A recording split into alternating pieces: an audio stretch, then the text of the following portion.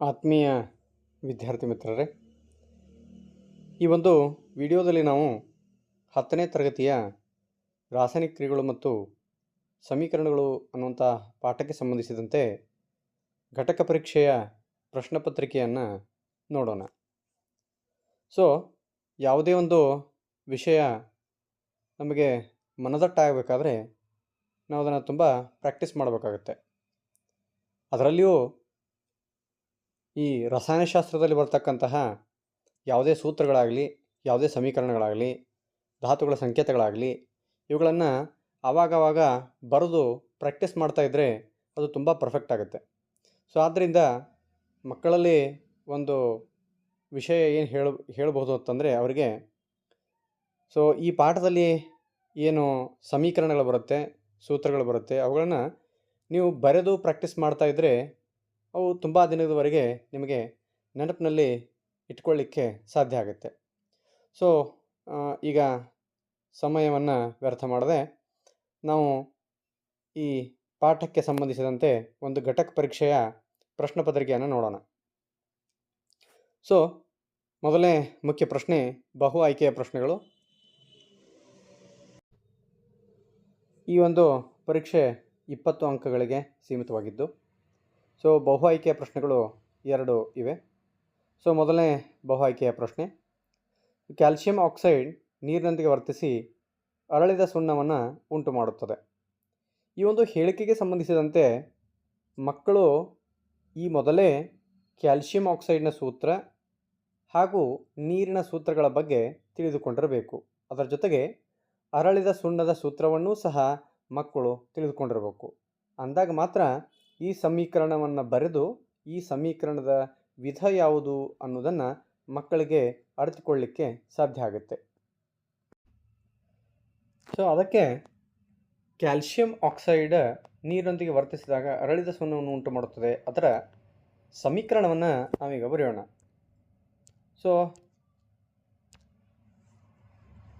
Calcium oxide ಇದರ ಸೂತ್ರ CaO. ಅದೇ ರೀತಿಯಾಗಿ ಇದು ನೀರಿನೊಂದಿಗೆ ವರ್ತಿಸಿದಾಗ ಅಂದರೆ H2O ನೀರು ಇದರೊಂದಿಗೆ ವರ್ತಿಸಿದಾಗ ಅರಳಿದ ಸುಣ್ಣವನ್ನು ಉಂಟು ಮಾಡುತ್ತದೆ ಅನ್ನುವಂತಹ ಒಂದು ವ್ಯಾಖ್ಯೆ ಇದೆ.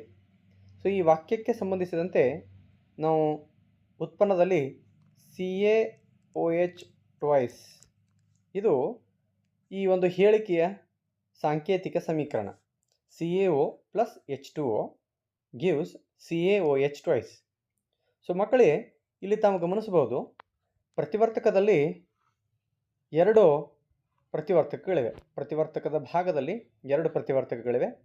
ಈ 2 ಪ್ರತಿವರ್ತಕಗಳು ಸೇರಿಕೊಂಡು ಒಂದೇ ಒಂದು ಉತ್ಪನ್ನವನ್ನು ಉಂಟು ಮಾಡಿದೆ. ಅಂದರೆ 2 ಅಥವಾ 2ಕ್ಕಿಂತ ಹೆಚ್ಚು ಪ್ರತಿವರ್ತಕಗಳು ಸೇರಿ ಒಂದೇ ಉತ್ಪನ್ನ ತಯಾರಾದರೆ ಇದು ಸಂಯೋಗ ಕ್ರಿಯೆಗೆ ಉದಾಹರಣೆ ಆಗಿರತಕ್ಕಂಥ ಸಮೀಕರಣವಾಗಿದೆ. ಆದ್ದರಿಂದ ಇಲ್ಲಿ ಸರಿಯಾದ ಉತ್ತರ ಸಂಯೋಗ ಕ್ರಿಯೆ. ಅದೇ ರೀತಿಯಾಗಿ ಎರಡನೇ ಬಹು ಆಯ್ಕೆಯ ಪ್ರಶ್ನೆ, ZnO plus C gives Zn plus CO. ಇಲ್ಲಿ ಜಿಂಕ್ ಆಕ್ಸೈಡ್ ಸತುವಿನ ಆಕ್ಸೈಡ್ ಕಾರ್ಬನ್ನೊಂದಿಗೆ ರಾಸಾಯನಿಕ ಕ್ರಿಯೆಗೆ ಒಳಪಟ್ಟಾಗ ಉಂಟಾಗ್ತಕ್ಕಂಥ ಉತ್ಪನ್ನಗಳು zinc plus carbon monoxide Zn plus CO. ಇಲ್ಲಿ ZnO plus C gives Zn plus CO. ಈ ರಾಸಾಯನಿಕ ಕ್ರಿಯೆಯಲ್ಲಿ ಅಪಕರ್ಷಣಗೊಳ್ಳುವ ವಸ್ತು ಯಾವುದು ಅನ್ನುವಂತಹ ಪ್ರಶ್ನೆ ಇದೆ. ಇಲ್ಲಿ ಮಕ್ಕಳೇ, ಮೊದಲು ನಾವು ತಿಳಿದುಕೊಂಡಿರ್ಬೇಕಂತ ಅಂಶ ಏನಂತಂದರೆ ಉತ್ಕರ್ಷಣೆ ಅಂದರೆ ಏನು ಮತ್ತು ಅಪಕರ್ಷಣೆ ಅಂದರೆ ಏನು. ಉತ್ಕರ್ಷಣೆ ಅಂದರೆ ಯಾವ ರಾಸಾಯನಿಕ ಕ್ರಿಯೆಯಲ್ಲಿ ಪ್ರತಿವರ್ತಕವೊಂದು ಆಕ್ಸಿಜನ್ನನ್ನು ಪಡೆದುಕೊಳ್ಳುತ್ತದೆಯೋ ಆ ಕ್ರಿಯೆಯನ್ನು ಉತ್ಕರ್ಷಣ ಕ್ರಿಯೆ ಅಂತ ಕರೀತಾರೆ. ಅದೇ ರೀತಿಯಾಗಿ ಯಾವುದೇ ಒಂದು ಪ್ರತಿವರ್ತಕ ತನ್ನಲ್ಲಿರತಕ್ಕಂತಹ ಆಕ್ಸಿಜನನ್ನು ಬಿಟ್ಟು ಕೊಟ್ಟರೆ ಆ ಕ್ರಿಯೆಗೆ ಅಪಕರ್ಷಣ ಕ್ರಿಯೆ ಅಂಥೇಳಿ ಕರೀತಾರೆ. ಇಲ್ಲಿ ಕೇಳಿರ್ತಕ್ಕಂಥ ಪ್ರಶ್ನೆ ಏನಂದರೆ ZnO plus C gives Zn plus CO. ಇದರಲ್ಲಿ ಅಪಕರ್ಷಣೆಗೊಳ್ಳುವ ವಸ್ತು ಯಾವುದು ಅಂತ ಕೇಳಿದ್ದಾರೆ. ಇಲ್ಲಿ ZnO ಅನ್ನುವಂತಹ ಒಂದು ಏನು ಸಂಯುಕ್ತ ಇದೆ, ಇದು ತನ್ನಲ್ಲಿರತಕ್ಕಂಥ ಆಕ್ಸಿಜನ್ನ ಬಿಟ್ಟು ಕೊಟ್ಟಿದೆ. ಆದ್ದರಿಂದ ZnO ಅನ್ನೋದು ಒಂದು ಅಪಕರ್ಷಣೆ ಹೊಂದಿರತಕ್ಕಂಥ ವಸ್ತು ಅಂತ ನಾವಿಲ್ಲಿ ಹೇಳ್ಬೋದು. ಹಾಗಾದರೆ ಸರಿಯಾದ ಆಯ್ಕೆ ಬಿ ZnO. ಸೊ ಇನ್ನು 1 ಅಂಕದ ಪ್ರಶ್ನೆಗಳು. ಅದರಲ್ಲಿ ಮೊದಲನೇ ಪ್ರಶ್ನೆ, ಬಹಿರುಷ್ಣಕ ರಾಸಾಯನಿಕ ಕ್ರಿಯೆಗಳು ಎಂದರೇನು ಅನ್ನುವಂಥದ್ದು. ಸೊ ಮಕ್ಕಳೇ, ಯಾವ ರಾಸಾಯನಿಕ ಕ್ರಿಯೆ ನಡೆದಾಗ ಉಷ್ಣ ಬಿಡುಗಡೆ ಆಗ್ತದೆಯೋ ಆ ಕ್ರಿಯೆಯನ್ನು ಬಹಿರುಷ್ಣಕ ಕ್ರಿಯೆ ಅಂಥೇಳಿ ಕರೀತಾರೆ.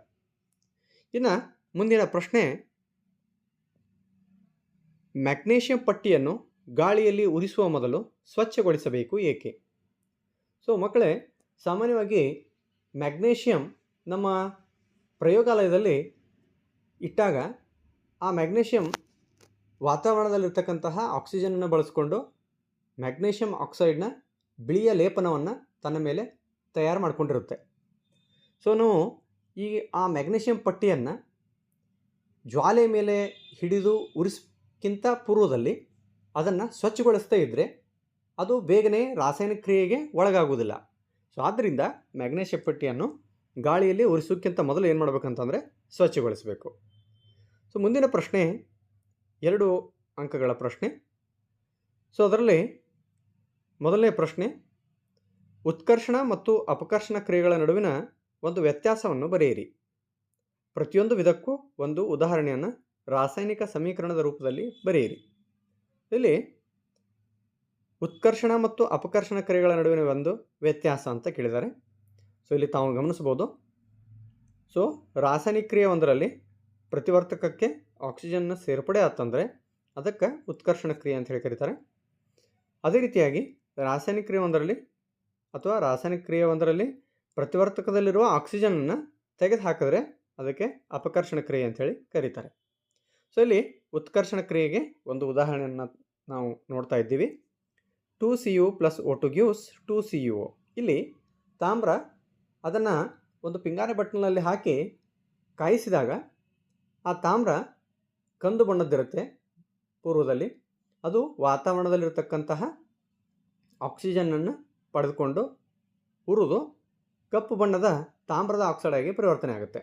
ಇಲ್ಲಿ ತಾಮ್ರ ಆಕ್ಸಿಜನನ್ನು ಪಡೆದುಕೊಳ್ಳೋದ್ರಿಂದ ಇದೊಂದು ಉತ್ಕರ್ಷಣ ಕ್ರಿಯೆಗೆ ಸಮೀಕರಣ ಅಥವಾ ಇದೊಂದು ಉತ್ಕರ್ಷಣ ಕ್ರಿಯೆಗೆ ಉದಾಹರಣೆ. ಇನ್ನು ಇಲ್ಲಿ ಅಪಕರ್ಷಣ ಕ್ರಿಯೆಗೆ ಒಂದು ಸಮೀಕರಣವನ್ನು ನಾವಿಲ್ಲಿ ನೋಡಬಹುದು. CuO + H2 gives Cu + H2O. So ಈ ರಾಸಾಯನಿಕ ಕ್ರಿಯೆಯಲ್ಲಿ ತಾಮ್ರದ ಆಕ್ಸೈಡ್ ಹೈಡ್ರೋಜನ್ನೊಂದಿಗೆ ವರ್ತಿಸಿದಾಗ, ಅಂದರೆ ತಾಮ್ರದ ಆಕ್ಸೈಡ್ ಪಿಂಗಾಣಿ ಬಟ್ಟಲಿನಲ್ಲಿ ಇರುತ್ತೆ, ಆಲ್ರೆಡಿ ಸ್ವಲ್ಪ ಬಿಸಿಯಾಗಿರುತ್ತೆ. ಅದರ ಮೇಲೆ ನಾವು ಹೈಡ್ರೋಜನ್ ಅನಿಲವನ್ನು ಹಾಯಿಸಿದಾಗ ತಾಮ್ರದ ಆಕ್ಸೈಡ್ ತನ್ನಲ್ಲಿರ್ತಕ್ಕಂಥ ಆಕ್ಸಿಜನನ್ನು ಹೈಡ್ರೋಜನ್ಗೆ ಬಿಟ್ಟುಕೊಟ್ಟು ಅಪಕರ್ಷಣೆ ಹೊಂದುತ್ತದೆ. ಅಂದರೆ ಇಲ್ಲಿ ತಾಮ್ರದ ಆಕ್ಸೈಡ್ ಅಪಕರ್ಷಣೆ ಹೊಂದಿ ತಾಮ್ರವಾಗಿ ಪರಿವರ್ತನೆ ಆಗುತ್ತದೆ. ಸೊ ಇದೊಂದು ಅಪಕರ್ಷಣ ಕ್ರಿಯೆಗೆ ಉದಾಹರಣೆ. ಮುಂದಿನ ಪ್ರಶ್ನೆ, ಸೀಸದ ನೈಟ್ರೇಟನ್ನು ಕಾಯಿಸಿದಾಗ ಬಿಡುಗಡೆಯಾಗುವ ಕಂದು ಬಣ್ಣದ ಧೂಮವನ್ನು ಹೆಸರಿಸಿ.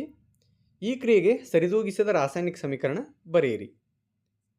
ಸೊ ಇಲ್ಲಿ ಸೀಸದ ನೈಟ್ರೇಟ್ ಇದನ್ನು ಕಾಯಿಸಿದಾಗ ಅಂತಿದ್ದಾಗ, ಸೊ ಮೊದಲು ನಾವು ಅದರ ಸಮೀಕರಣ ಬಗ್ಗೆ ನಮಗೆ ಗೊತ್ತಿರಬೇಕು. ಇಲ್ಲಿ ತಾವು ಸಮೀಕರಣವನ್ನು ಗಮನಿಸ್ತಾ ಇದ್ದೀರಿ.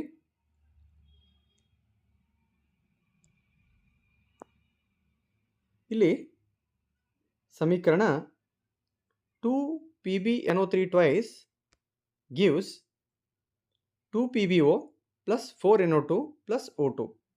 ಸೊ ಇಲ್ಲಿ ಸೀಸದ ನೈಟ್ರೇಟನ್ನು ನಾವು ಕಾಯಿಸಿದಾಗ ಅದು ಸೀಸದ ಆಕ್ಸೈಡ್, ನೈಟ್ರೋಜನ್ ಡೈಆಕ್ಸೈಡ್ ಮತ್ತು ಆಕ್ಸಿಜನ್ ಬಿಡುಗಡೆ ಆಗುತ್ತೆ. ಸೊ ಇಂದ ರಾಸಾಯನಿಕ ಕ್ರಿಯೆಯಲ್ಲಿ ಕಂದು ಧೂಮ ಒಂದು ಬಿಡುಗಡೆ ಆಗುತ್ತೆ. ಆ ಕಂದು ಬಣ್ಣದ ಧೂಮ ಯಾವುದು ಅಂತಂದರೆ ನೈಟ್ರೋಜನ್ ಡೈಆಕ್ಸೈಡ್.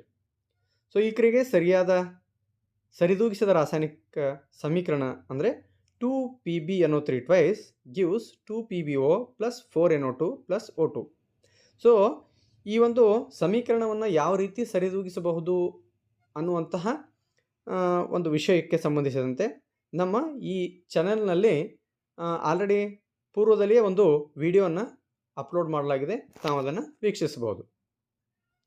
ಸೊ ಮುಂದಿನ ಪ್ರಶ್ನೆ, ನೀರಿನ ವಿದ್ಯುತ್ ವಿಭಜನೆಯ ಹಂತವಾದ ಚಿತ್ರ ಬಿಡಿಸಿ ಭಾಗಗಳನ್ನು ಗುರುತಿಸಿ. ಇದು ಪರೀಕ್ಷೆಯಲ್ಲಿ ತುಂಬ ಮುಖ್ಯವಾಗಿರ್ತಕ್ಕಂತಹ ಒಂದು ಪ್ರಶ್ನೆ. ಸೊ ನೀರಿನ ವಿದ್ಯುತ್ ವಿಭಜನೆಯ ಚಿತ್ರ. ಸೊ ತಾವು ಇಲ್ಲಿ ಗಮನಿಸ್ಬೋದು, ಈ ನೀರಿನ ವಿದ್ಯುತ್ ವಿಭಜನೆಯ ಚಿತ್ರದಲ್ಲಿ 2 ವಿದ್ಯುತ್ ಅಗ್ರಗಳನ್ನು ನಾವು ಕಾಣ್ತಾ ಇದ್ದೀವಿ. ಅವೆರಡು ಗ್ರಾಫೈಟ್ ದಂಡಗಳಾಗಿವೆ. ಸೊ 6 ವೋಲ್ಟೇಜ್ ಬ್ಯಾಟ್ರಿಯನ್ನು ಅದಕ್ಕೆ ಲಗತ್ತಿಸಲಾಗಿದೆ. ಯಾವಾಗ ನಾವು ವಿದ್ಯುತ್ತನ್ನು ಅದರ ಮೂಲಕ ಹರಿಗೊಡ್ತೀವಿ ಆವಾಗ H2O ನೀರು ವಿಭಜನೆ ಹೊಂದಿ H2+O2 ಆಗಿ ಪರಿವರ್ತನೆ ಆಗುತ್ತೆ. ಸೊ ಇಲ್ಲಿ 2H2O gives 2H2+O2. ಇದು ಸರಿದೂಗಿಸಿದ ರಾಸಾಯನಿಕ ಸಮೀಕರಣ. ಯಾವಾಗ ನಾವು ನೀರಿನಲ್ಲಿ ವಿದ್ಯುತ್ತನ್ನು ಹರಿಸ್ತೀವೋ ಆಗ ನೀರು ವಿಭಜನೆ ಹೊಂದಿ ಹೈಡ್ರೋಜನ್ ಮತ್ತು ಆಕ್ಸಿಜನ್ಗಳಾಗಿ ವಿಭಜನೆ ಹೊಂದುತ್ತದೆ. ಸೊ ಕ್ಯಾಥೋಡ್ನಲ್ಲಿ ನಮಗೆ ಹೈಡ್ರೋಜನ್ ಉತ್ಪತ್ತಿ ಆದರೆ ಆ್ಯನೋಡ್ನಲ್ಲಿ ನಮಗೆ ಆಕ್ಸಿಜನ್ ಉತ್ಪತ್ತಿ ಆಗುತ್ತೆ. ಸೊ ಇದೊಂದು ತುಂಬ ಮುಖ್ಯವಾಗಿರ್ತಕ್ಕಂತಹ ಚಿತ್ರ ಪರೀಕ್ಷೆಗೆ. ಸೊ ಮುಂದಿನ ಪ್ರಶ್ನೆ 3 ಅಂಕಗಳ ಪ್ರಶ್ನೆ. ಅದರಲ್ಲಿ ಮೊದಲನೇ ಪ್ರಶ್ನೆ, ಅಲ್ಯೂಮಿನಿಯಂ ಸಲ್ಫೇಟ್ನೊಂದಿಗೆ ಬೇರಿಯಂ ಕ್ಲೋರೈಡ್ನ ವರ್ತನೆಯು ಯಾವ ವಿಧದ ರಾಸಾಯನಿಕ ಕ್ರಿಯೆಗೆ ಉದಾಹರಣೆಯಾಗಿದೆ? ಈ ಕ್ರಿಯೆಗೆ ಸರಿದೂಗಿಸಿದ ರಾಸಾಯನಿಕ ಸಮೀಕರಣ ಬರೆಯಿರಿ. ಸೊ ಇಲ್ಲಿ ಅಲ್ಯೂಮಿನಿಯಂ ಸಲ್ಫೇಟ್ ಬೇರಿಯಂ ಕ್ಲೋರೈಡ್ನೊಂದಿಗೆ ವರ್ತಿಸ್ತಕ್ಕಂಥದ್ದು ಇದು ದ್ವಿಸ್ಥಾನಪಲ್ಲಟ ರಾಸಾಯನಿಕ ಕ್ರಿಯೆಗೆ ಉದಾಹರಣೆಯಾಗಿದೆ. ಹಾಗಾದರೆ ದ್ವಿಸ್ಥಾನಪಲ್ಲಟ ರಾಸಾಯನಿಕ ಕ್ರಿಯೆ ಅಂದರೆ ಏನು? ಯಾವ ರಾಸಾಯನಿಕ ಕ್ರಿಯೆಯಲ್ಲಿ ಪ್ರತಿವರ್ತಕಗಳು ಪರಸ್ಪರ ತಮ್ಮ ಅಯಾನುಗಳನ್ನು ವಿನಿಮಯ ಮಾಡಿಕೊಳ್ಳುತ್ತವೆಯೋ ಅಂತಹ ರಾಸಾಯನಿಕ ಕ್ರಿಯೆಗೆ ನಾವು ದ್ವಿಸ್ಥಾನಪಲ್ಲಟಕ ಕ್ರಿಯೆ ಅಂಥೇಳಿ ಕರಿತೀವಿ. ಸೊ ಅಲ್ಯೂಮಿನಿಯಂ ಸಲ್ಫೇಟ್ ಮತ್ತು ಬೇರಿಯಂ ಕ್ಲೋರೈಡ್ಗಳ ನಡುವಿನ ವರ್ತನೆ ಏನಿದೆ ಇದು ದ್ವಿಸ್ಥಾನಪಲ್ಲಟ ಕ್ರಿಯೆಗೆ ಉದಾಹರಣೆಯಾಗಿದೆ. ಸೊ ಇಲ್ಲಿ ತಾವು ಸಮೀಕರಣವನ್ನು ಗಮನಿಸ್ತಾ ಇದ್ದೀರಿ. Al2SO4 thrice plus 3BaCl2 gives 2AlCl3 plus 3BaSO4. So ಮುಂದಿನ ಪ್ರಶ್ನೆ, ಉಷ್ಣ, ಬೆಳಕು ಹಾಗೂ ವಿದ್ಯುತ್ ಶಕ್ತಿ ಬಳಸಿಕೊಂಡು ಜರುಗುವ ರಾಸಾಯನಿಕ ವಿಭಜನಾ ಕ್ರಿಯೆಗಳಿಗೆ ಒಂದೊಂದು ಉದಾಹರಣೆ ನೀಡಿ. ಸೊ ಇಲ್ಲಿ ಈ ಪ್ರಶ್ನೆಗೆ ಉತ್ತರವನ್ನು ಕಂಡುಕೊಳ್ಳೋಕ್ಕಿಂತ ಪೂರ್ವದೊಳಗೆ ನಾವು ವಿಭಜನಾ ಕ್ರಿಯೆ ಅಂದರೆ ಏನು ಅಂತ ಗೊತ್ತು ಮಾಡ್ಕೋಬೇಕು. ಸೊ ವಿಭಜನಾ ಕ್ರಿಯೆ ಅಂತಂದರೆ ಯಾವ ರಾಸಾಯನಿಕ ಕ್ರಿಯೆಯಲ್ಲಿ ಒಂದೇ ಪ್ರತಿವರ್ತಕ ವಿಭಜನೆ ಹೊಂದಿ 2 ಅಥವಾ 2ಕ್ಕಿಂತ ಹೆಚ್ಚು ಉತ್ಪನ್ನಗಳು ಉಂಟಾಗುತ್ತವೆಯೋ ಆ ಕ್ರಿಯೆಗೆ ವಿಭಜನಾ ಕ್ರಿಯೆ ಅಂಥೇಳಿ ನಾವು ಕರಿತೀವಿ. ಈ ಪ್ರಶ್ನೆ ಏನು ಕೇಳುತ್ತೆ ಪ್ರಶ್ನೆ ಅಂತಂದರೆ, ಉಷ್ಣವನ್ನು ಬಳಸಿಕೊಂಡು ಏನು ವಿಭಜನಾ ಕ್ರಿಯೆ ನಡೆಯುತ್ತೆ ಅದಕ್ಕೊಂದು ಉದಾಹರಣೆ ಕೊಡ್ರಿ. ಬೆಳಕನ್ನು ಉಪಯೋಗ ಮಾಡಿಕೊಂಡು ವಿಭಜನಾ ಕ್ರಿಯೆ ನಡೆಯುತ್ತೆ ಅದಕ್ಕೊಂದು ಉದಾಹರಣೆ ಕೊಡ್ರಿ. ಮತ್ತು ವಿದ್ಯುತ್ ಶಕ್ತಿಯನ್ನು ಬಳಸಿಕೊಂಡು ಏನು ವಿಭಜನೆ ಆಗುತ್ತೆ, ರಾಸಾಯನಿಕ ವಿಭಜನಾ ಕ್ರಿಯೆ ನಡೆಯುತ್ತೆ ಅದಕ್ಕೊಂದು ಉದಾಹರಣೆ ಕೊಡ್ರಿ ಅಂತ ಪ್ರಶ್ನೆಯಲ್ಲಿ ಕೇಳಲಾಗಿದೆ. ಸೊ ಅವುಗಳಿಗೆ ಉತ್ತರವನ್ನು ತಾವು ಗಮನಿಸ್ತಾ ಇದ್ದೀರಿ. ಸೊ ಇಲ್ಲಿ ಉಷ್ಣ ವಿಭಜನೆಗೆ ಒಂದು ಉದಾಹರಣೆ, ನಾವು ಕ್ಯಾಲ್ಸಿಯಂ ಕಾರ್ಬನೇಟ್ ಅಂದರೆ ಸುಣ್ಣದ ಕಲ್ಲನ್ನು ನಾವು ಏನು ಅದಕ್ಕೆ ಉಷ್ಣವನ್ನು ನೀಡ್ತೀವಿ ಆವಾಗ ಕ್ಯಾಲ್ಸಿಯಂ ಕಾರ್ಬೋನೇಟ್ ವಿಭಜನೆ ಹೊಂದಿ ಕ್ಯಾಲ್ಸಿಯಂ ಆಕ್ಸೈಡ್ ಅಂದರೆ ಸುಟ್ಟ ಸುಣ್ಣ ಮತ್ತು ಕಾರ್ಬನ್ ಡೈಆಕ್ಸೈಡ್ ಆಗಿ ಪರಿವರ್ತನೆ ಆಗುತ್ತೆ. ಇದೊಂದು ಉಷ್ಣ ವಿಭಜನೆಗೆ ಉತ್ತಮವಾದ ಉದಾಹರಣೆ. ಅದೇ ರೀತಿಯಾಗಿ ಬೆಳ್ಳಿಯ ಕ್ಲೋರೈಡ್ ಇದು ಸೂರ್ಯನ ಬೆಳಕಿನ ಉಪಸ್ಥಿತಿಯಲ್ಲಿ ವಿಭಜನೆ ಹೊಂದಿ ಬೆಳ್ಳಿ ಮತ್ತು ಕ್ಲೋರಿನ್ ಆಗಿ ಪರಿವರ್ತನೆ ಆಗುತ್ತೆ. ಅದೇ ರೀತಿಯಾಗಿ ಈಗಾಗಲೇ ಹಿಂದಿನ ಒಂದು ಪ್ರಶ್ನೆಯಲ್ಲಿ ವಿದ್ಯುತ್ ವಿಭಜನೆ, ನೀರಿನ ವಿದ್ಯುತ್ ವಿಭಜನೆ ಒಂದು ಪ್ರಯೋಗದ ಚಿತ್ರವನ್ನು ನಾವು ಗಮನಿಸಿದ್ದೀವಲ್ಲ, ಅದರ ಸಮೀಕರಣ ಇಲ್ಲಿದೆ. ಸೊ ನೀರಿಗೆ ನಾವು ವಿದ್ಯುತ್ತನ್ನು ಹಾಯಿಸಿದಾಗ ಅದು ವಿಭಜನೆ ಹೊಂದಿ ಹೈಡ್ರೋಜನ್ ಮತ್ತು ಆಕ್ಸಿಜನ್ ಆಗಿ ಪರಿವರ್ತನೆ ಆಗುತ್ತೆ. ಅದರ ಸಮೀಕರಣ 2H2O when passed current through it, ಅದು ಏನಾಗುತ್ತೆ ಹೈಡ್ರೋಜನ್ ಮತ್ತು ಆಕ್ಸಿಜನ್ ಆಗಿ ಪರಿವರ್ತನೆ ಆಗುತ್ತೆ 2H2+O2. ಸೊ ಮುಂದಿನ ಪ್ರಶ್ನೆ 4 ಅಂಕದ ಪ್ರಶ್ನೆ. ಈ ಪ್ರಶ್ನೆ ಮೊನ್ನೆ ತಾನೇ ನಡೆದಿರ್ತಕ್ಕಂತಹ ಸಪ್ಲಿಮೆಂಟರಿ ಎಕ್ಸಾಮ್, ಜೂನ್ನಲ್ಲಿ ನಡೆದಿರ್ತಕ್ಕಂಥ ಸಪ್ಲಿಮೆಂಟರಿ ಪರೀಕ್ಷೆಯಲ್ಲಿ ಈ ಒಂದು ಪ್ರಶ್ನೆಯನ್ನು ಕೇಳಲಾಗಿತ್ತು. ಗಮನಿಸ್ಬೋದು ಇಲ್ಲಿ ಪ್ರಶ್ನೆಯಲ್ಲಿ ಮತ್ತೆ ಉಪಪ್ರಶ್ನೆಗಳಿವೆ. ಅಥವಾ ಮೊದಲನೇ ಉಪಪ್ರಶ್ನೆ, ಕೆಳಗಿನ ಕ್ರಿಯೆಗಳಿಗೆ ಸರಿದೂಗಿಸಿದ ರಾಸಾಯನಿಕ ಸಮೀಕರಣ ಬರೆಯಿರಿ. ಅದರೊಳಗೆ ಮೊದಲೇದ್ದು, ಕ್ಯಾಲ್ಸಿಯಂ ಕಾರ್ಬೊನೇಟನ್ನು ಕಾಯಿಸಿದಾಗ ಕ್ಯಾಲ್ಸಿಯಂ ಆಕ್ಸೈಡ್ ಮತ್ತು ಕಾರ್ಬನ್ ಡೈಆಕ್ಸೈಡ್ ದೊರೆಯುತ್ತದೆ. ನೋಡಿ, ಕ್ಯಾಲ್ಸಿಯಂ ಕಾರ್ಬೊನೇಟ್ ಅನ್ನೋದ್ರ ಬಗ್ಗೆ ನಮಗೆ ಅದರ ಸೂತ್ರ ಗೊತ್ತಿರಬೇಕು. ಮೊದಲು ಕ್ಯಾಲ್ಸಿಯಂ ಕಾರ್ಬೊನೇಟ್ CaCO3 ಇದನ್ನು ಕಾಯಿಸಿದಾಗ ಕ್ಯಾಲ್ಸಿಯಂ ಆಕ್ಸೈಡ್ ಅಂದರೆ CaO ಮತ್ತು ಕಾರ್ಬನ್ ಡೈಆಕ್ಸೈಡ್ ಪ್ಲಸ್ CO2 ಆಗಿ ವಿಭಜನೆ ಹೊಂದುತ್ತದೆ. ಆಲ್ರೆಡಿ ಇದು ಸಮೀಕರಣ ಸರಿದೂಗಿಸಿದ್ದೇ ಇದೆ, ಇದನ್ನು ಸರಿದೂಗಿಸ್ತಕ್ಕಂತಹ ಅವಶ್ಯಕತೆ ಇಲ್ಲ. ಇನ್ನು ಎರಡನೇದು ನೈಸರ್ಗಿಕ ಅನಿಲ ಅಂದರೆ ಮೀಥೇನ್. ಇದನ್ನು ದಹನ ಮಾಡಿದಾಗ ಕಾರ್ಬನ್ ಡೈಆಕ್ಸೈಡ್ ಮತ್ತು ನೀರು ದೊರೆಯುತ್ತದೆ. ಸೊ ಇಲ್ಲಿ ನೈಸರ್ಗಿಕ ಅನಿಲ ಅಥವಾ ಮೀಥೇನ್ನ ಅನುಸೂತ್ರ ಏನಂದರೆ CH4. ಇದನ್ನು ನಾವು ಉರಿಸಿದಾಗ ಅಂದರೆ ಇದು ಆಕ್ಸಿಜನ್ನ ಬಳಸಿಕೊಂಡು ಉರಿಯುತ್ತೆ. ಸೊ ಆವಾಗ ಉತ್ಪತ್ತಿ ಆಗ್ತಕ್ಕಂತಹ ಉತ್ಪನ್ನಗಳು ಯಾವತ್ತಂದರೆ CO2 ಮತ್ತು H2O ಅಂದರೆ ನೀರಾವಿ. ಸೊ ಇಲ್ಲಿ ಸಮೀಕರಣವನ್ನು ನಾವು ಗಮನಿಸ್ತಾ ಇದ್ದೀವಿ. CH4 + 2O2 gives CO2 + 2H2O. ಇನ್ನು ಅದೇ ರೀತಿಯಾಗಿ ಅದೇ ಪ್ರಶ್ನೆಯಲ್ಲಿ ಎರಡನೇ ಉಪಪ್ರಶ್ನೆ ಬಿ, ಕಾರಣ ಕೊಡಿ. ತಾಮ್ರದಿಂದ ಮಾಡಿದ ವಸ್ತುಗಳನ್ನು ಗಾಳಿಗೆ ತೆರೆದಿಟ್ಟಾಗ ತಮ್ಮ ಮೇಲ್ಮೈನ ಹೊಳಪನ್ನು ಅವು ಕಳೆದುಕೊಳ್ಳುತ್ತವೆ ಅನ್ನುವಂಥದ್ದು. ಸಾಮಾನ್ಯವಾಗಿ ತಾಮ್ರದ ವಸ್ತುಗಳನ್ನ ನಾವು ಗಾಳಿಗೆ ತೆರೆದಿಟ್ಟಾಗ ಅವು ಏನು ಮಾಡುತ್ತೆ ಅಂತಂದರೆ ವಾತಾವರಣದಲ್ಲಿರ್ತಕ್ಕಂಥ ಇಂಗಾಲದ ಡೈಆಕ್ಸೈಡ್, ಆಕ್ಸಿಜನ್ ಮತ್ತು ನೀರು ಈ ಎಲ್ಲ ಅಂಶಗಳೊಂದಿಗೆ ಅದು ವರ್ತಿಸಿ ಏನಾಗುತ್ತೆ ಅಂದರೆ ತಾಮ್ರದ ಕಾರ್ಬೋನೇಟ್, ತಾಮ್ರದ ಹೈಡ್ರಾಕ್ಸೈಡ್ ಉಂಟಾಗ್ತದೆ. ಸೊ ಇದರ ಸಮೀಕರಣವನ್ನು ನಾವಿಲ್ಲಿ ನೋಡ್ಬೋದು. ಸೊ ಈ ಕ್ಯಾಲ್ಶಿಯಂ ಕಾರ್ಬೋನೇಟ್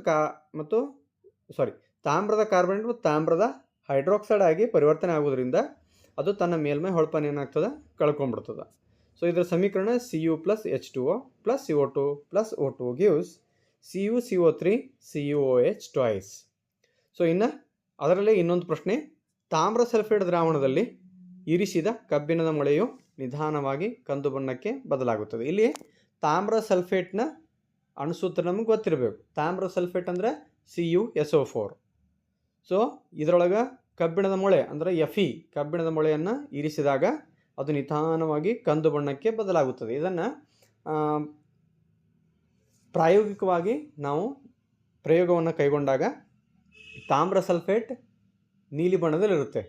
ತಾಮ್ರ ಸಲ್ಫೇಟ್ನ ದ್ರಾವಣ ನೀಲಿ ಬಣ್ಣದಲ್ಲಿದ್ದು ಇದರಲ್ಲೇ ಕಬ್ಬಿಣದ ಮೊಳೆಯನ್ನು ಹಾಕಿದಾಗ ಸ್ವಲ್ಪ ಸಮಯದ ನಂತರ ಕಬ್ಬಿಣ ತಾಮ್ರಕ್ಕಿಂತ ಹೆಚ್ಚು ಕ್ರಿಯಾಶೀಲವಾಗಿರುವುದರಿಂದ ಅದು